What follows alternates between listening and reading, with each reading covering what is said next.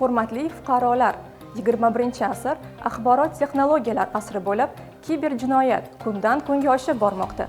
Masalan, telefon raqamingizga begona shaxslar qo'ng'iroq qilib, o'zini bank xodimi deb tanishtirganlarga tasdiqlash kodini aslo bera ko'rmang, chunki ular firibgarlar. Shuningdek, Telegram ijtimoiy tarmog'idagi turli xil havolalarni hamda APK ilovalarini ochmang. Shu bilan birga Telegram va Instagram ijtimoiy tarmoqlaridagi onlayn savdo bilan shug'ullanuvchi tadbirkorlarga hech qachon oldindan to'lov o'tkazmang.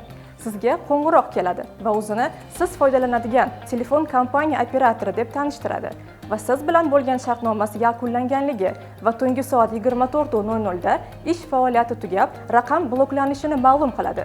Sizda imkoniyat bor. 1 yildan 10 yilgacha muddatni uzaytirish. Sizga qaysi biri qulay?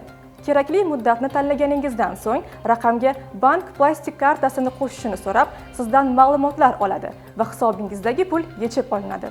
Ogoh bo'ling!